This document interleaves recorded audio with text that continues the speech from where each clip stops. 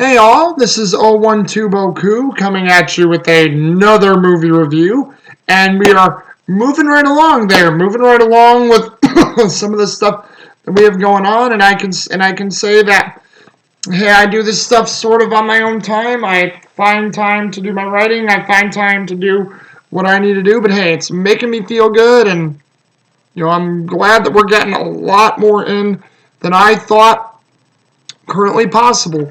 But what I can do for you guys is this, because today's gen is a continuation of the Die Hard, as I like to call original trilogy, before they did Live Free and Die Hard, which I'm going to do all the ones that I have. I have all of them up to this point. I mean, I don't know what Mcclane is going to be. I haven't heard too much news on Mcclane, so I can't give you guys my true consensus on what Mcclane could be, but it is Bruce Willis and Die Hard 2, Die Harder at the time. I think people just call it Die Hard 2, but I actually sort of like how they've always added that tagline in it. And then once again, it is from the original special edition release of the Die Hards. I think Die Hard has had a couple of different trilogy releases since this year with this one, but I like this one because once again, this is when box sets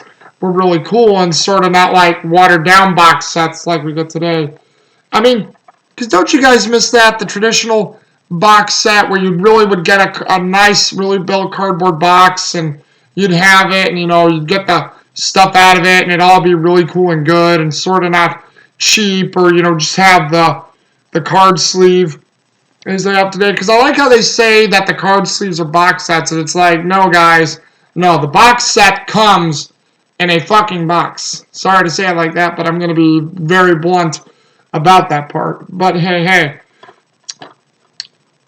So this is a sequel to the first movie, and they basically have it lead off like a year later, except it was done 2 years from the original film, because the first film was done in 88. This was done in 1990s, so we're supposed to basically believe that this is 1989, I believe, and not 1990. But they just wanted, I guess, again, back then you didn't have movies happen right after one another.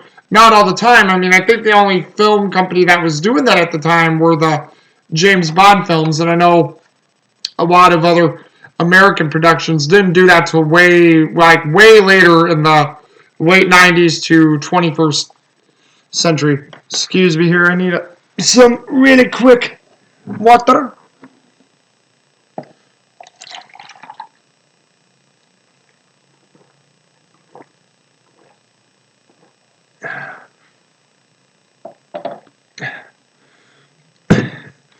But basically, and not to say this film is bad from it, and I already did take a look at it, because you guys know I'll go onto the Rotten Tomatoes, read you guys the critic consensuses and what overall that people read, because I guess Rotten Tomatoes is a big guy for that. I know they're not the only one, but I know it's very similar to some of the ones out there, but this film was pretty well universally universally liked, and it was well made.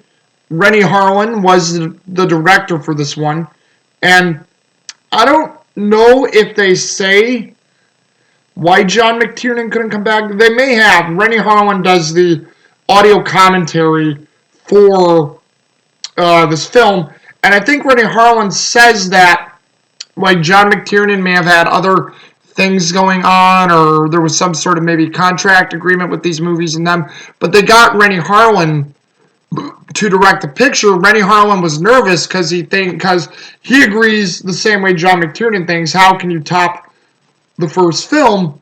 And I think Rennie Harlin did a great job on this sequel. I mean, Rennie Harlin is, I think, another action / horror director who I don't think has gotten a lot of due credit for the films he has done.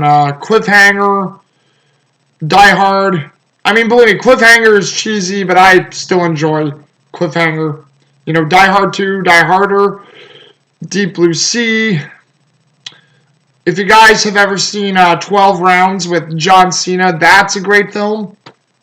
So Rennie Harlan has gotten some good gems in there, and he definitely is a director who knows what he wants and knows how to preserve great things in film. But this one is basically the sequel. John Mcclane is in Washington, D.C. at the time. He's waiting for his wife to get off a plane in Washington, and still brilliantly played by Bruce Willis. Bruce Willis still, once again, has hair. Again, I think I told you guys in Die Hard, I don't know why I like Bruce Willis when he has hair. I don't know why I like Bruce Willis when he's got hair on him, but I just think Bruce Willis looks better with hair. Don't get me wrong, he's great looking bald too, but I like Bruce Willis a lot more when he's got hair. I don't know why. But he returns as John Mcclane. He's waiting for his wife at the Washington, D.C. airport. I don't know if it's Dulles Airport or if they just called Dulles Tower Dulles, but it could be Dulles Airport if I remember. But he's waiting for her at the airport. What happens is I guess he parks the car in a no parking zone for a few seconds as he made a call to his wife or something. And this one cop, who's a jerkish cop, basically pulls it away. He's saying, hey, we're both cops, can't you cut me a break? Other cop says no and takes the car away. But, John Mcclane is trying not to let that deter him. He'll try to find a way to get the car back. He'll meet his wife, and, he wants to somewhat be with his kids. But, and he's also, talking to Holly as well. And saying, hey, Holly, why don't we leave the kids with your parents, check into a hotel, order some room service, So he's trying to, make the moves on his wife to say, hey, why don't we get some private time tonight? And as you can imagine, as he's waiting for his wife, he sees this thing that's playing on the television where there was a drug lord captured. See if I can remember. Well, we'll actually get to that again in a minute. But there's this drug lord that got captured by joint interest between Central America and America. And they're bringing him here to withstand trial and to be imprisoned. And he's seeing this around. And then all of a sudden, as he's sort of just sitting there around the airport, he sees that there's people, fiddling in the baggage claim, doing, weird stuff. He knows something's up. He tries to go tell other cops.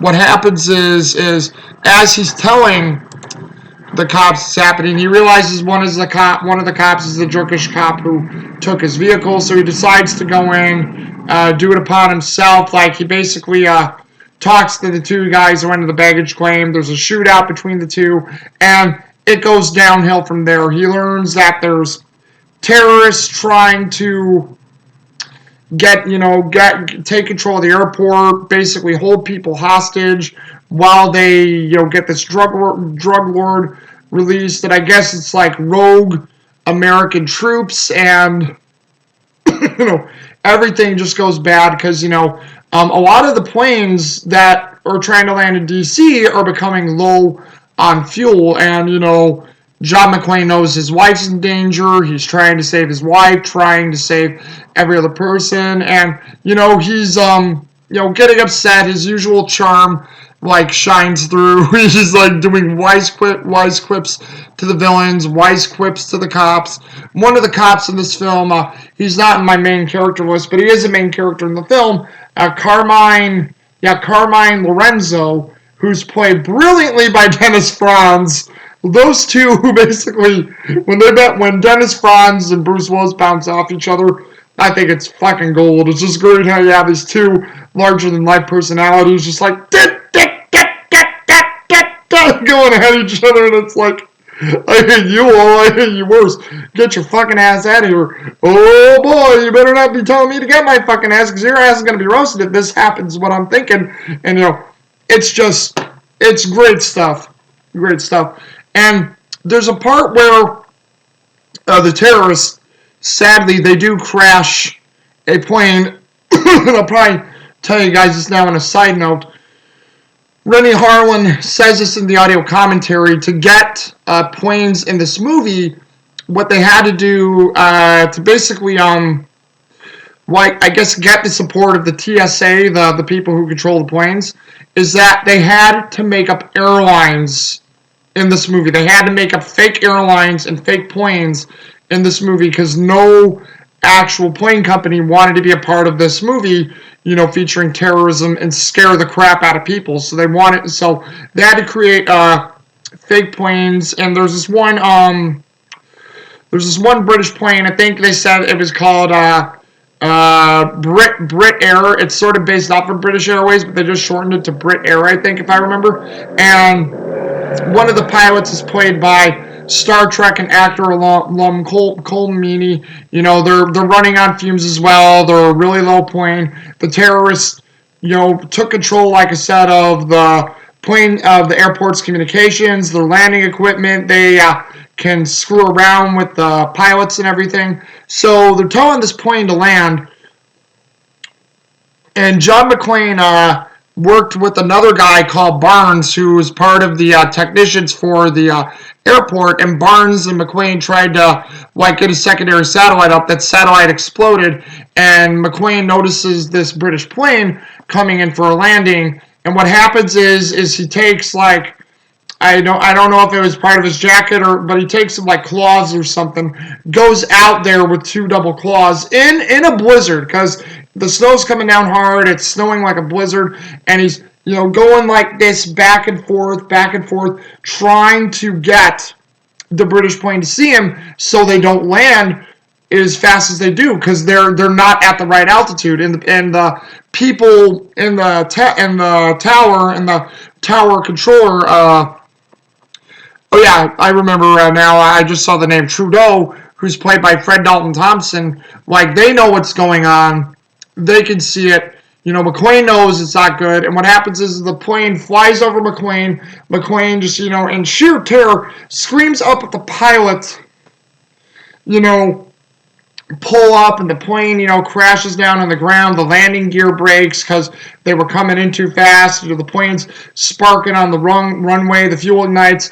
The whole plane explodes, sadly killing all these people, children. I mean, you name it. The plane was full of everything. And, Mcclane's distraught. The pilots are distraught. I mean, hell, even thinking about this scene, makes me sad, because one of the things that Mcclane does, that he grips something that makes him realize, I'm going to save everybody else and I'm going to save my wife, is that he sees a doll that some little girl or kid had, and I mean, it strikes hard. And believe it or not, I heard in this film, this film got to people a lot because there weren't a lot of plane things. And again, with planes and terrorism, you could see films like these in these collections were sort of banned a few months before coming out, because 2001 had just happened, and too real, too raw emotion. And yes, these are movies, but a lot of these action movies are possibly based off of possibilities in real life that could maybe occur. We hope they don't, but could maybe occur. It's just stylized and romanticized for action films, for film and cinematics.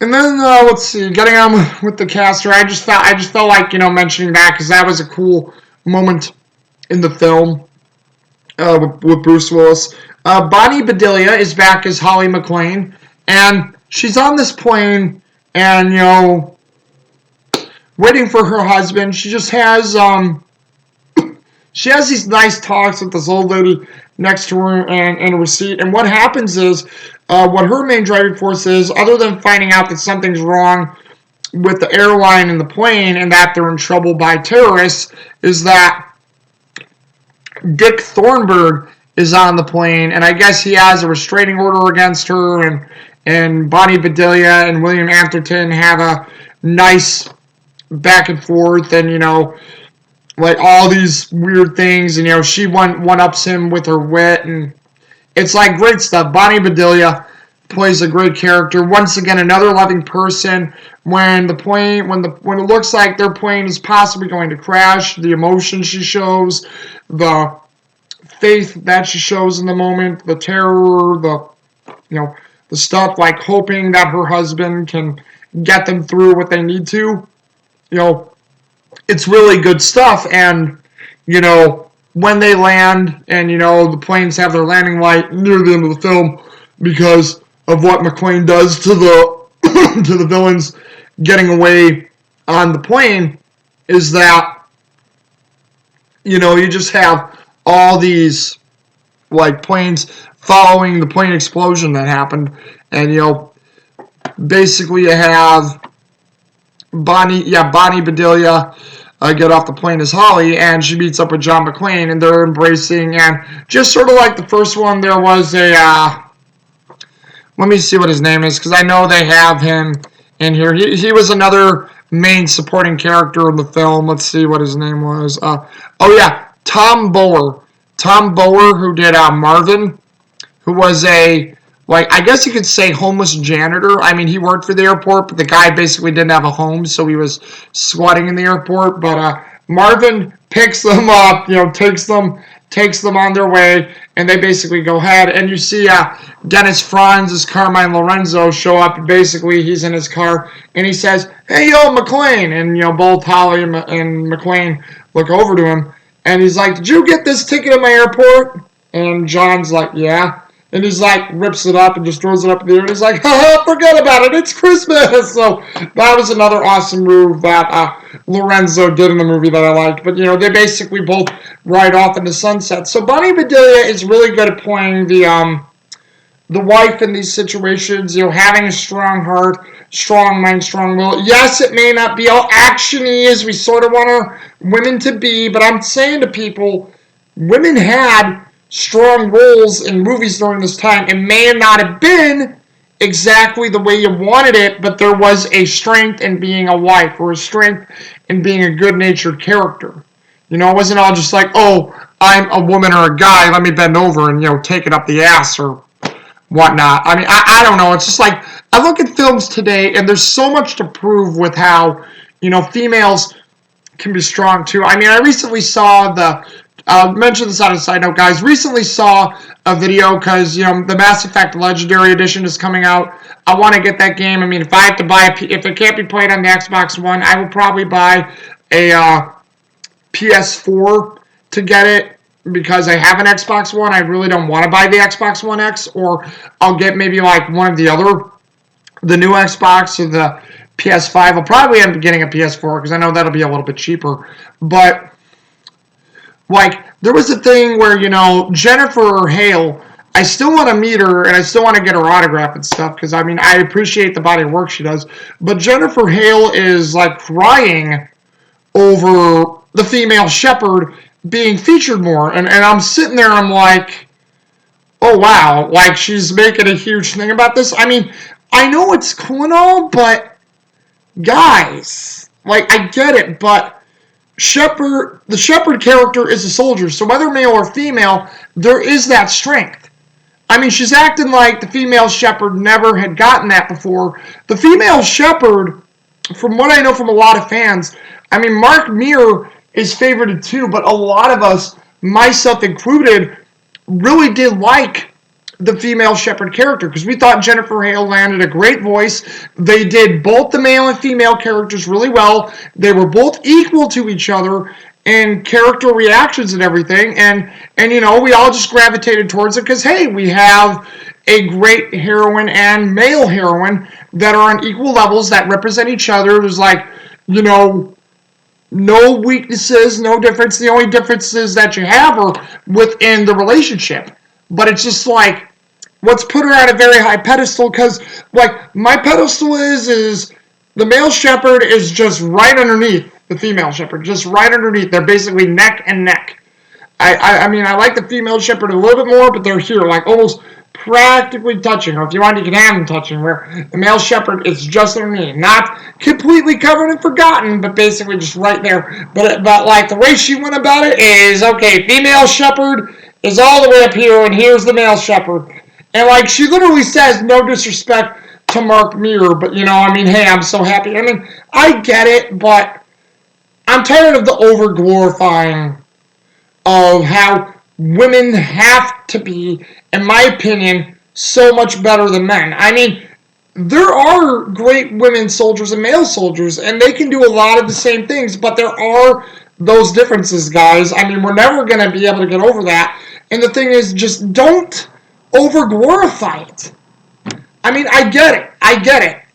But when you over-glorify something, it makes me sick. And, I just think people like, oh, there were no strong female characters in movies like these or anything in the past and in the 90s and early 2000s. I disagree completely. It may have not been all bang, bang, bang, shoot 'em up and pizzazz, but there were strong characters, guys. There were a lot of strong characters. Lesson one to probably the biggest one in cinema history. Yeah. Okay, rant over on that. Continuing. I do apologize, and hell, I admit, if my subscribers watch these videos and I lose some subscribers, so be it. I only have like 15. What do I care? Oh, if YouTube attacks me, I'm shaking in my boots. Let's see. William Atherton. William Atherton, who plays Dick. I was going to say Dick Jones. That's RoboCop. Dick Thornberg. Richard Thornberg. William Atherton. He plays this character, and ironically, he's on the same flight as Holly Mcclane. And William Atherton plays the character so well. Like, he gets freaked out when he sees her, says that they can't be together. There's also this thing right before he sits down next to Holly Mcclane that, you heard like the stewardess arguing with Richard Thornberg saying, you gave the airlines and airline stewardesses at the time a bad name. We didn't appreciate what you guys thought of our work, blah, blah, blah. And, like, they learn when Holly Mcclane socked Richard Thornberg in the face on last Christmas and he had to get a restraining order against her. The stewardesses are like, let's get you a little something extra. You want more to drink or you want this or that? Like, they were lauding over her because it's like, yeah, Hockey okay?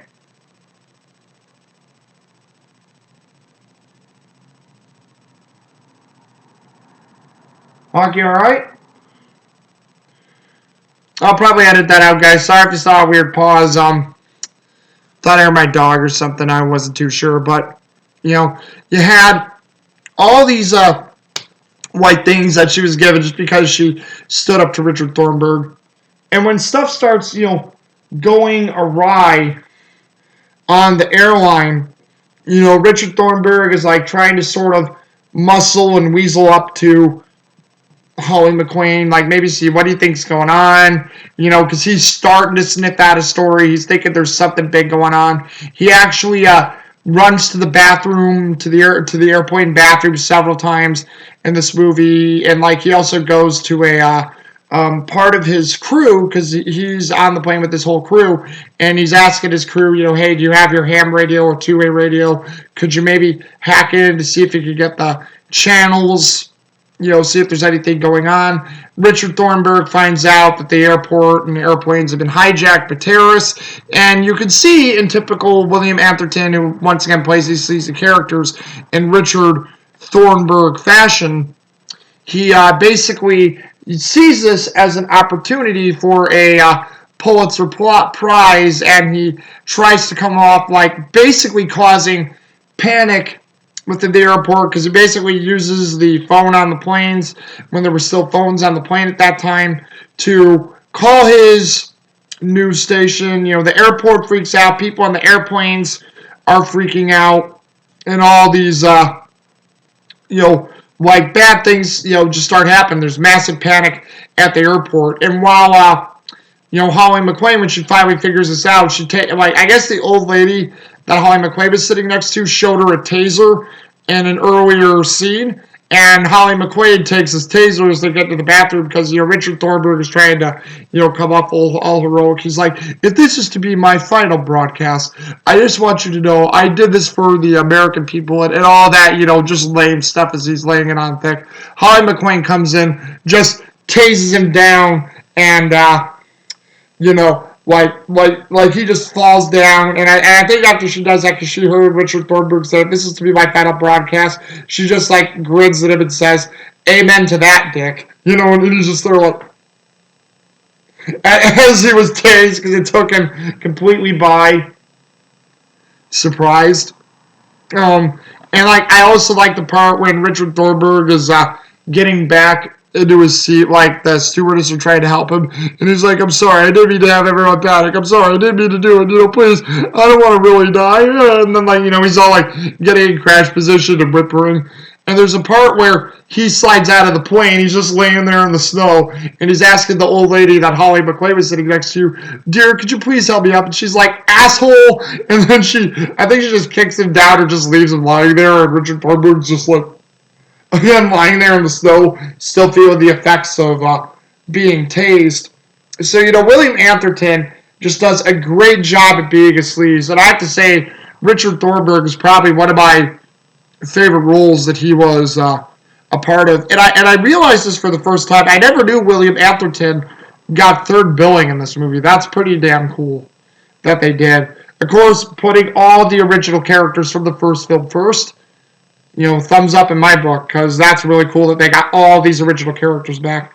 And we also, once again, have Reginald Vell Johnson, who is back as Al, and Al, he plays Al Powell.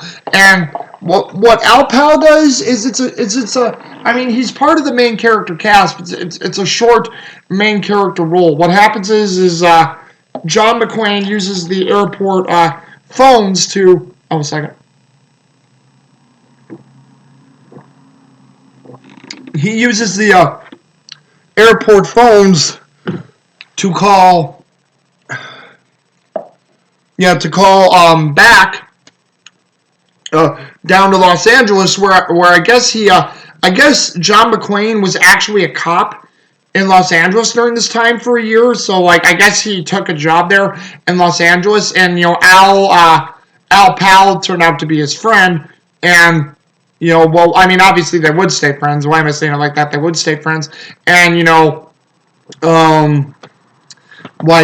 he starts getting information on Al for, I believe, fingerprints from one of the dead rogue soldier bodies that they took, and, they get the fingerprints from it, and what happens is he sends it to Al. Al starts to scan the fingerprints and, find out what's going on. And, I think when he first sends them to Al, Al goes, hey, Mcclane, what's going on? Are you expecting trouble or something? And John Mcclane says, I don't know if it's trouble or just a feeling, but I have a bad feeling something's going on. And, Al Powell just says, ouch, when you get those feelings, insurance companies start to go bankrupt, so it's like he probably knows that John's on the money and trying to find something out. Later on, I think a few scenes later, Al Powell gets back to John Mcclane, and Al basically says, here's the thing, the soldier you're looking at doesn't exist. He and his entire squad got wiped out. They were either MIA or KIA in action. And, John McClane's like, okay, I wonder what is completely going on here. And, because this is strange. And that's what sets John Mcclane in motion, knowing that these soldiers are up to no good, especially if they're saying that they're KIA, MIA, or if they got dishonorably discharged or something. So it was a nice little role to see Reginald Vell Johnson back, and it was nice to see Al Powell and, just give him a little role to set the wheels in motion. And that's what, Al Powell did in this movie, set the wheels in motion for John Mcclane to start doing what he needed to do and who he was up against. There's also Franco Nero, who plays the Colombian drug lord. Let me see his name. Yes. here we go. Yeah, he plays the Colombian drug lord named Esperanza, General Esperanza, and like General Esperanza was this drug lord who basically was a soldier, was a general, and he was using all these drugs to smuggle across the border and all around the world. The authorities captured him between, I think, like I said, Central America and joint custodies of the U.S., and he was coming in for a worldwide trial in the U.S., heading into Dulles International Airport, and he was on a Colombian plane. What ends up happening is while he's hooked into the plane, he's flying, he's talking with this rookie soldier who's guarding him, he's complaining that the chains hurt, and like, hey kid, could you remove these things for me? The colonel says, sorry general, I can't do that, you may have had the respect of us at one point, but you're a dangerous criminal, can't let you out. Or at least that's what they say, because I think he just says, sorry general, so they're sort of like alluding to that. And I guess there's a point where the general asks the young rookie soldier, may I have a smoke? And hey. And, he lights a cigarette for him. What happens, though, right when the plane is getting ready to land in Washington, D.C., you see Esperanza at some point got a hold of the rookie soldier, and he's choking him out with the chains, and I think he breaks his neck finally, or like chokes him to death with the chains. And so he kills the rookie soldier. He gets out of his cuffs, and he takes the firearm that the rookie soldier had. And what happens is when he gets into the cockpit, you have the co-pilot try to take a gun, and basically Esperanza shoots and kills the co-pilot. Part of the window, one of the front windows gets shot open, and the cabin pressure is leaking out really quick. And the plane's starting to fall and descend really badly. What the hell? Sorry, my screen just clicked off me. I don't know why it did that. And as the cabin pressure's leaking, you have Esperanza points the gun at the pilot, and the pilot's gonna be like, "What are you gonna do? Shoot me and kill me now? Who are you gonna have to fly the plane?" And he's like, "Don't worry, amigo. Let me worry about that." And he shoots and kills the pilot, and then we learn that Esperanza can actually fly planes because he's actually starting to land the plane himself. He calls to the rogue soldiers who are starting to come out and get him. Mcclane has pieced together that these rogue soldiers are working with Esperanza, trying to free him, and Mcclane in this cool scene climbs through the old channels of the airport, or ducts, or whatever they were, or service tunnels, and he gets to where Esperanza's going on the runway, almost gets run over by Esperanza, but luckily gets out of the way of the plane and avoids it. And you basically have John Mcclane beat the rogue soldiers there, and he as soon as Esperanza gets out of the plane, he says a line freedom, and then all of a sudden John Mcclane decks him and then says, not yet.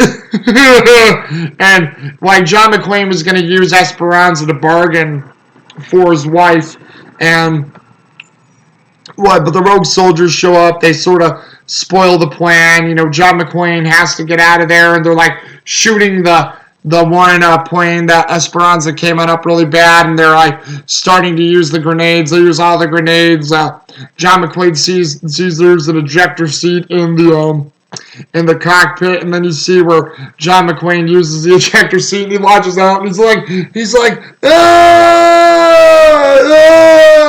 fuck you, because you see this part where they did on a green screen where Bruce Willis is shot up, and you see the fire that they superimposed in the background, where on the green screen he's flying up, and you just see his face where he's intense. He's fuck you, or he says, I forget if he says fuck you or if he says oh shit. He says one of the two, and he basically goes down. The rogue soldiers in Esperanza call him a lucky bastard, and basically they go throughout the film to where they're working together. They're still trying to sabotage the airport. They're going to use the cast at the airport to escape. Esperanza, is flying the plane that all the rogue soldiers are taking to get out of there. I think they're in a private Boeing 747, I think, or whatever the model was at the time. And you have like Mcclane, who basically uses a news helicopter to get on the plane to try to stop these criminals from escaping. Esperanza is struggling to fly as Mcclane's on the plane. He's fighting with several of these rogue soldiers and trying to defeat them. And what ends up happening is, as they're taking off, John McClane releases, I think, one of the gas valves. And as this plane is leaking gas, you have John McClane, he gets tossed off the plane by the soldiers. He's on the ground. And all of a sudden, as the plane's taking off and Esperanza and all the soldiers are celebrating as Esperanza's flying the plane away, people say it wouldn't be possible for a lighter to light that much fuel on fire and that quickly, but I'm like, hey, you know what? You're in a movie for 2 hours and 4 minutes. When you really want to enjoy the ride. Don't put the facts into it. And he lights the fire and says the signature line, "Yippee-ki-yay, motherfucker!" And the fire just lights all along the fuel, and then it goes up to the plane. Esperanza and the other soldiers look back really quick, and then just boom, explodes the plane, killing them all. And it's a great scene, and it's really deserving of Esperanza and those soldiers who they were terrible, evil people. They really were. Once again, they were committing acts of terrorism, killing innocents, and being unpatriotic as hell, because they believed, their country had betrayed them or blah, blah, whatever their reasons were. And let's see here. You have William Sadler, who I believe is, I know they tried to put, Esperanza being the main villain in this one, but I would say that would be William Sadler, who played Colonel, I think it's who plays Colonel Stuart, who was a dishonorably discharged soldier who reporters and people knew. And Colonel Stuart is the one who basically sets everything in this movie in motion from the soldiers. When you see the beginning of the movie with everything happening at the Dulles International Airport in Washington, D.C., Colonel Stuart, William Sadler is seen naked doing I think Rennie Harlan mentions the type of martial arts that he's doing. I don't remember, but he's sitting there naked doing yoga martial arts poses and everything.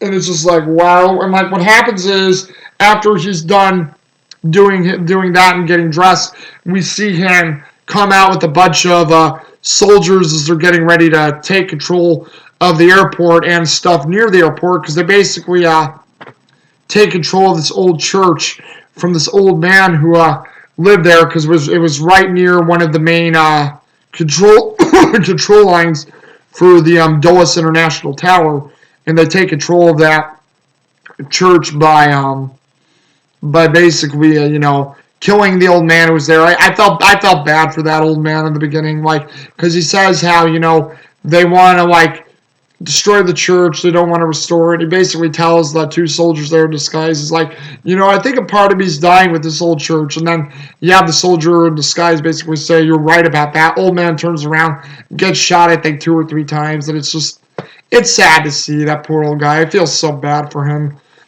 And so they take control. Colonel Stewart's the one basically relaying the information to the towers, saying we're in control, you have no control. Don't do do anything to jeopardize your planes. We have control of your, sound, your communications, your flight plans and everything. You can't do anything to stop us. And, William Sadler plays the character so cold and calculating. There's no humanity left in this man. He's just a cold, calculated shell. William Sadler played it to perfection. Really good role for the guy to do. And William Sadler, probably one of the creepiest parts in the movie is where when that Brit airline flight I told you about earlier that crashes, that Mcclane was trying to save, he basically is the one talking to it. He's sort of using a southern accent, saying, It's all right. You're good. You're good, and you're agreeing to descend. And as the fight's going down, he just sort of keeps staring at it and like wild intrigue, going, "All right, keep going. We got you. We got you. You're right on home. We got you." And then when the plane lands and starts crashing, and you hear the pilot say, "Oh my God, I can't stop. We're all gonna die." He just says one last time to Stern like this, "We got you." And it's like it's just it was done so well, and it's so sick that you love to hate Colonel Stewart. And I mean, you want to see what great comeuppance is happening to him. And John Mcclane, he fights a character I'm about to talk about coming up, ending the characters in the main credits. A character named Grant. Like after Grant gets killed by Mcclane, you have Colonel Stewart and him fight. Colonel Stewart and Mcclane have this fight. I mean, Mcclane is outmatched because Mcclane's always been a brawler. He doesn't know martial arts like Stewart or Grant did, but like he holds his own against him. And there's one part where Stewart's trying to I think choke Mcclane to death or something, and what happens is Mcclane bites off Stewart's finger. Like I think it was like his pinky finger or this finger here, but he bites it off, spits it out. I never noticed that till like way later in the later years after I started seeing this film. But yeah, Mcclane literally bites off Stewart's finger, and it's just like, holy shit, I can't believe I never noticed that so many years ago around the time, because I think I watched this film with my folks when they rented it, I think all the way back in like 90, yeah, I think it was 91 they rented this film, and I think they said we could watch it with them. My mom wasn't too happy about it, but she was like saying, okay, if it doesn't scare you, or if you guys know that this is an action movie and there's a lot of stuff that bad men do, as long as you guys understand it, you can be within it. If you have any questions, talk to us and we'll tell you about it. And I did have a few, and I could say that this film was part of the reason why I didn't want to get on planes for so many years, and I admit 2001 at the time didn't help with that either, but I have to say that hey, it was effective. The movie did what it had to do, and it was just like such a good film. And I remember seeing that as a kid, not realizing that. But the fact that Mcclane bites off Stewart's finger is like, holy shit! Like, wow, what great action! And then and then finally, there's John Amos, who plays Colonel Grant, and Grant is this big burly guy. We find out from Grant that he taught Colonel Stewart everything he knew, that he was the one to assess the information. Like, Grant's a nice, tough guy. Like, he doesn't back down. He's sort of right there trying to keep Mcclane in check, but Mcclane knows, you may not have everything. Let me help you. And they sort of butt heads, but you can sort of see there's maybe a little bit of a respect with each other. And and what goes on is you have like Colonel Grant and Mcclane start going through everything. They start to track down where Stewart's men are. They get there, and there's this firefight out in the church, and you have this thing where they were firing at each other. Nobody gets hurt or wounded, but you're thinking maybe that's because there's something going on, because you actually see that I guess Colonel Grant and Colonel Stewart's men have these ammunition things where there's one that's red, there's one that's blue. They put in the blue ones, and you don't understand what's going on necessarily. And it's basically, there's this firefight, and, Grant and Colonel Stewart are going at one another. Barnes is also there with Mcclane. Mcclane actually goes after Colonel Stewart, and Grant and his men stay there. And they also set up, Stewart and his men set up these C4 explosives around the church, because, Barnes goes in with Grant and his men. They see that they could use that equipment to land the planes, but Grant's like, oh no, they booby-trapped the place, let's boogie and go. And they go. And what ends up happening is, before we get to that scene, we see where Mcclane is, trying to chase after Stewart, trying to shoot him, but he can't get a shot off, and he realizes when he has him in their sights, he shoots, but he realizes the gun doesn't work, and he's like, hey, what's going on here? And, Stewart and his men switch their clips back to the red one, so they shoot up the John McClane snowmobile, which he luckily flies off it and avoids, crashing and exploding. So they get away, and then there's a part where, Mcclane comes back saying, where's Grant, where's Stuart, and sadly, there's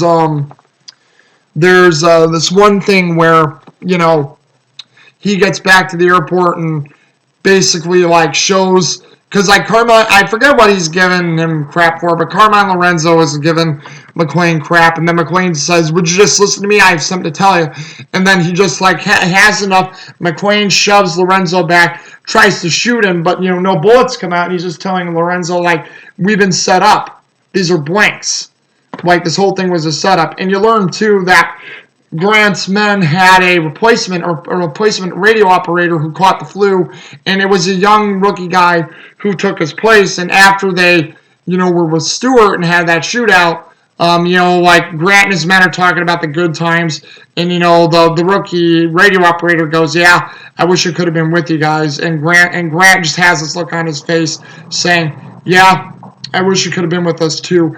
Otherwise, I wouldn't have to do this." And he takes out a long blade and just slits the rookie operator's throat. And it's again, if you want to feel disgust for Grant, it's you guys were American soldiers. This rookie was innocent, had nothing to do with this plan, and you just take his life because to you he's expendable. He wasn't a part of your group, and he could finger you guys. And it's just, it really is a messed up low blow, and you really feel bad for that rookie kid, and just wow.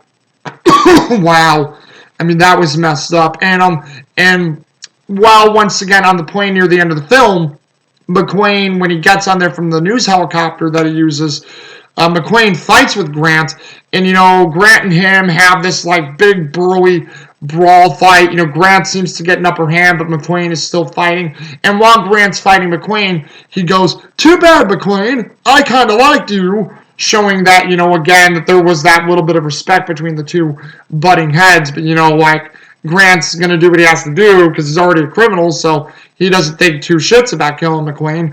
And what happens is Mcclane, I think he kicks Grant back, and Grant flips over near the wing, and he's getting to the part where the rotor is going to suck Grant in. Grant's trying to hold on, but he lets go, or he can't hold on anymore, so he gets sucked into the rotor, and he basically gets killed. That should have possibly stopped the plane right there, usually, but hey, I guess if you wanted a big or rousing ending, exploding the plane with your lighter with the yippee-ki-yay motherfucker was way better, which I do agree, but still, it's that, realistically, Grant's body should have stopped the plane in general.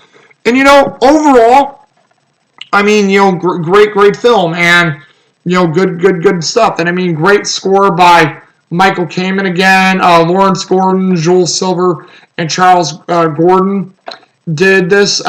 This second movie was based off another book by Walter Wagner, 58 Minutes, where they took the plot for 58 Minutes and they turned it into a John McClane story, where it was a little bit different, but they used a lot of elements from this book of, once again, people hijacking airplanes and, and using it to do it. What it was in the book, I think Rennie Harlan says it was originally just the rogue soldiers. There was no drug lord, but they wanted to give the soldiers a real thing instead of just wanting vengeance against American people or whatnot. They wanted these guys to be scum, saying, oh yeah, we're not just out for vengeance against what happened to us, but we, secretly all worked for a drug lord. Hey. And I guess it worked on those good levels, and so it really worked good. Rennie Harlan shot this film in several places. Some needed snow added because, when you need snow in these movies, there's never snow around. But there were a few nights where they did have actual blizzard and cold tendency. One of the coldest nights was when Mcclane and Barnes are the first two people to show up at that church and have the brawl. Because I think it had just snowed the day and night before. And it was, I think, only 5 degrees or whatnot that night, and they had to have this fight in the cold, and it was such a huge thing. But Rennie Harlan and everybody else was with it. This movie was not easy to make. Rennie Harlan and the crew went through hell, and all these different, they shot in 5 different locations. Once again, I think none of this was shot in Washington, D.C. A lot of this was shot in between Canada and Minnesota. A lot of it was definitely shot in Minnesota. from what they said. And they had to travel to all these places around northern Canada and Minnesota just to get this movie shot. So, they went through a lot of hell to get it done. So I gave Renny Harlin credit for even finishing this film and being proud of it as he did, because I think any director would have possibly dropped this. He said the two directors I think could have been up to the challenge of this were, one, John McTiernan, and two, myself, because he says, but he wonders if John McTiernan would have went to all these different locations just to get shot, because Renny Harlin wanted there to be as much real ethnicity to the movie as possible. He wanted just there to be on location shooting, great stuff mixed in well with the movie sets. Like he wanted as much realism as possible, and I give him credit for that. And now probably a few more things I could add, but I just would say let's get on or to the review, or to the reviews that people gave us. So let's get on to the part that I love the most, the Rotten Tomatoes reviews. Basically, Rotten Tomatoes has this here, Die Hard 2, because they just, like I said, they just call it Die Hard 2. Critics gave this, it's fairly good rating, 69%. So fairly good. A little over half, 69% fresh. So that's good that the movie was fresh. I like how it's a 69% freshness rating. Audience critics were, we as fans were 1% better by 70%. So 70% audience score.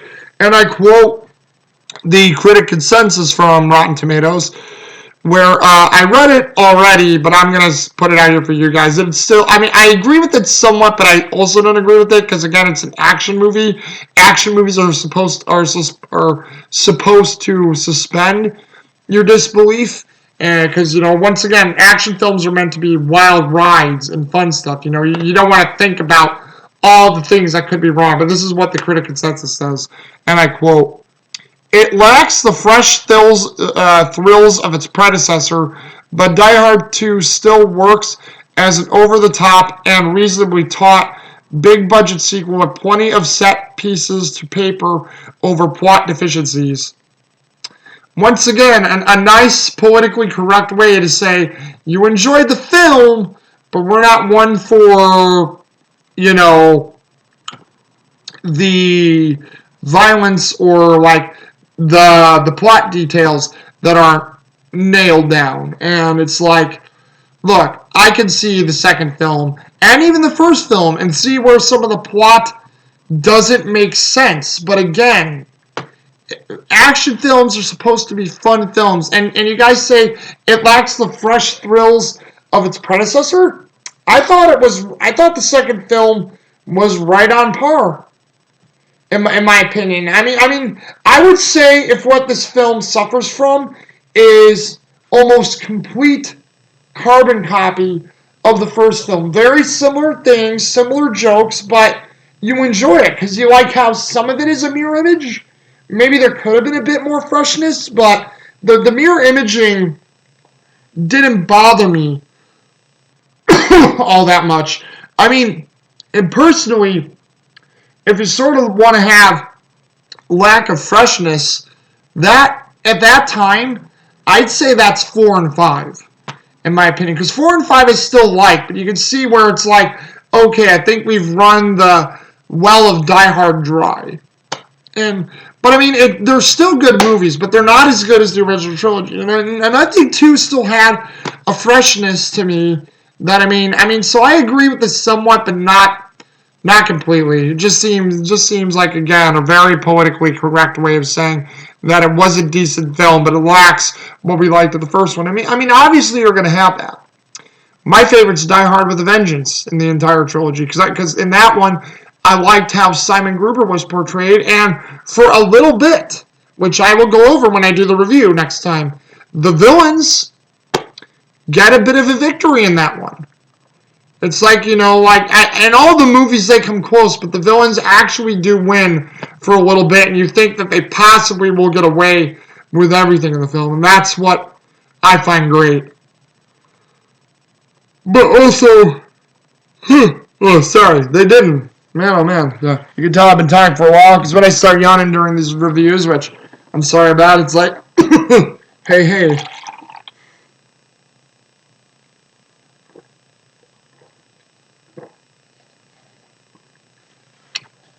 Alright, let's see here. Going down to the credits here. Let's see. And like here are some of the critic reviews. We have a fresh one from I'll probably do or I'll do 1, 2, 3, 4, 5, 6. I'll probably do these 6 top reviews here because it gives us one rotten and you have 5 of the fresh. So let's do it this way. Let's see. The first fresh one comes from David Anson of Newsweek, and I quote, and this is from February 6th of 2018. So again, fairly recent reviews, nothing of the current years, but only a couple years old. Let's see. The filmmakers know the audience is challenging them to top themselves, and they've risen to the bait. Harlan and company build suspense the old-fashioned way. They earn it. I agree with that, David Anson. I agree with that, because you guys have to watch the special features of the special edition if they do come on a Blu-ray or DVD that you own. And if it has the audio commentary by Rennie Harlan, you have to give the audio commentary by Rennie Harlan a listen. Rennie Harlan reveals so much that they do an attempt. And, like, they they did a lot as much as they could have with practical effects, model work. They made sure the stunts were well done, that they had as much authenticity as possible. I mean, you know, I agree with that. Rennie Harlan and company really earned it. Because, like, Rennie Harlan felt like the outsider because they had a lot of the original crew from the first one, and he felt like, you know, oh, I hope people don't look at me this, because he, like Rennie Harlan admits, he's still very young at the time, and he's like, I hope they don't look at me, this young Swedish director still starting out, coming in, taking over a film that was beloved, because he was worried about that. He didn't want to damage Die Hard's fame and earning and worth. He wanted this to be just as good of a film and match up with what was before, and I really think he does it. So he was really worried about it. So I agree that Rennie Harlan and company earned this film, and you know, they get an A+ from me. So well said, David Anson. Let's see, the second one is from April 3rd, 2015. This is from Ashiwa Benson of the Los Angeles Times, and I quote, "This is the most cheerfully preposterous film of a jaw-dropping summer, which is not to say it's not fun, it's simply orchestrated Looney Tunes." What the hell does that mean? I mean, I'm glad to see you're having fun with the film, but you're comparing it to Looney Tunes.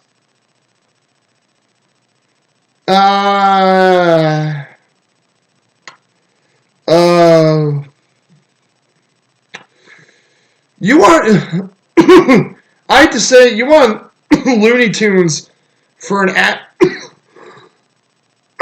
for an action movie.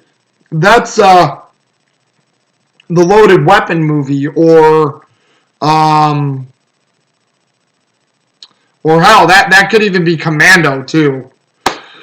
Or hell, it could even be the sci-fi film Total Recall, but it's still awesome. I mean, I don't know. I don't think that's a great way to describe Die Hard 2, Sheila Benson. I mean, because there's a lot of fun stuff and it's funny, but I don't view any of it as cartoony. I mean, hey, I'm glad you found the movie fresh, but that to me is just flipping weird. This is from Dave Kerr of the Chicago Tribune. This is from April 3rd of 2015 as well.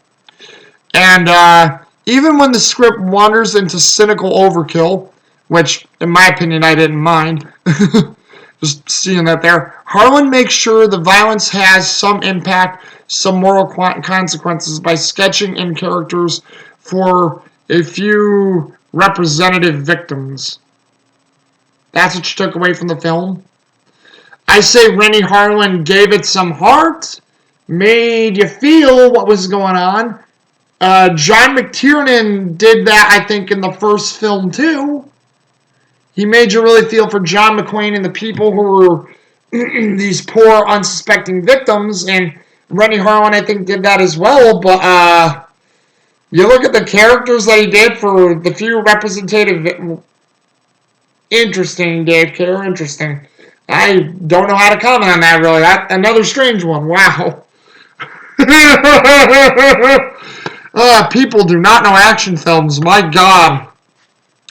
My God. No wonder the action film genre has sort of plummeted off a cliff in recent years. You know, thank you, John Wick and a few others for bringing it back, but damn, no wonder we don't see as many action films as we used to. If this is especially the consensus, dear Lord. Alright, here is the one rotten. Let's see here, how am I also doing on time here? I went over an hour again. Oh, well. I mean, you know what? I have fun doing this. I just got to be more aware of my time. But, hey, I'm enjoying what I do. Here's another... Well, actually, here's a rotten one. And around the same time as the others, this is from Jay Boyer of the Orlando Sentinel from April 3rd, 2015. And I quote, "The filmmakers seem to be operating under the assumption that the way you top a successful movie is by making one that's louder, cruder, and more violent." Oh my God, again with the violent crap. It's an action movie. Action movies have representational violence that may be over the top or maybe subtle at times, but it's an action movie. Even in anime, or when there's action in a comedy, or there's all these different things. Do we complain every time a cartoon character does this or that? No. Do we complain about these? But my God, we find ways to complain about these. You guys need to realize it's an action movie. Rennie Harlan, for the most part, is an action director. John McTiernan is an action director. Richard Donner has done horror, has done action, has done comedy. And a lot of his stuff, Richard Donner as well, is very adult. I mean, again, you go to the movies to have fun. Yes, there are biopic dramas and stuff based on true stories and things like that, but you go to the movies to enjoy yourself. And action films like this are made to be enjoyed, to suspend your belief, to make sure the disbelief does not always appear, that you can have fun. You can question it later when you're done watching it and you think about it. And like, you know, if you're like Nostalgia Critic or CinemaSins or those guys, you can do it then, but you're supposed to have fun when you watch a movie. If the movie doesn't do its job, the movie sucks. But, I mean, once again, this is opinion, but my God, other people's opinions are so friggin' weird. Like, Jay Boyer, I don't mean to be losing my shit with you, but, like, oh my God, you focus only on the violence. Did you not see what, like, at least what Dave Kerr says? At least he knew Rennie Harlan was building some emotional moments for this film for you to feel with some of the victims, or to know that, hey, this was a bad thing. John McClane feels bad. We feel sad. We hope he can stop this and stop these bad guys, and there can be some justice or just desserts done for these bad guys, because, wow, I can't believe that thing was done. I mean, you know, it's like, oh, man. This is why I'm glad I'm a fan of all media film. Horror may not be my biggest expertise, but I even like some horror films. And you'll probably hear me talk about it when we get to that point. But, wow, man. I mean, like, if you guys want me to hear me talk about some of these guys, Wait till we get to the new Star Wars trilogy whenever we do. Wait till we get to Dragon Ball Evolution. Wait till we get to some of the other films that are bizarre. Hell, you guys want Ryan Johnson's Knives Out? Wait till I talk about the political shitstorm that movie turned out to be, and how, I'm not a big fan of forceful feminist characters, which certainly was in that film. So if you guys want me to be like this guy here, just wait till we get to those films. I will talk some shit off about some characters. I swear to God. Oh man, this is probably why, for you guys and for the fun of it, I read these comments. But this is why I'm glad I don't listen to movie critics anymore. I mean, a lot of my friends have it right. I have to see a film myself in order to understand it. And I admit, some films my friends don't like, I grew to like a bit more and happen. Some films that I like, I always look for the good. I can see the bad, but I always look for the good in every film because I like film.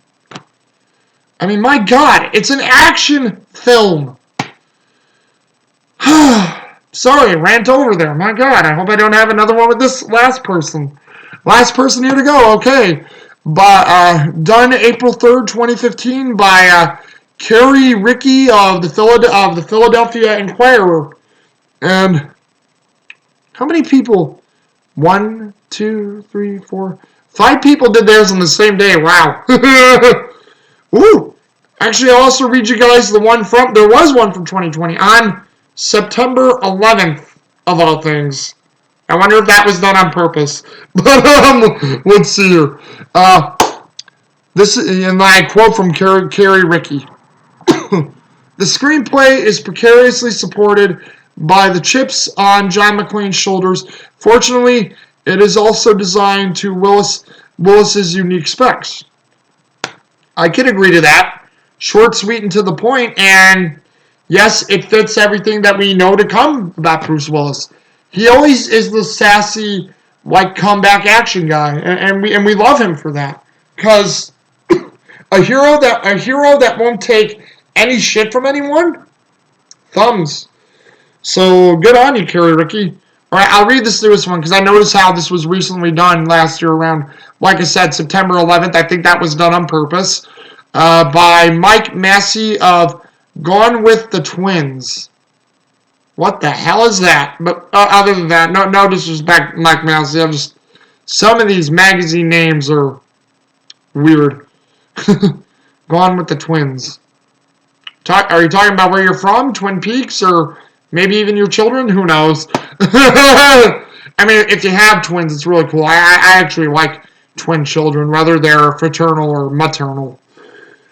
Let's see. He says, packs, and I quote, packs plenty of punch, heavy-hitting adventure, and explosions galore. Yes, agreed. Not as many as a Michael Bay film, but I agree. A lot of action-packed, hard-hitting stuff, but not as much as Michael Bay. Michael Bay will probably forever always be the king of that stuff. You want an explosion movie that's just fun and mindless explosions? That is Michael Bay. Oh, and you know what? I have this because since they're a comic book, and I have it in my comic book superhero movies, if you guys want an action comic book film, I'm going to go off on. I probably will go off on some of the Marvel stuff I own. Not completely, but I will have some gripes. I've had some gripes with the Marvel films about how they loosely follow the comics and how I didn't like certain character changes, but that's my opinion. But hey, again, but oh man, you guys want me to gripe. There will probably be a gripe for every Transformers movie that I own.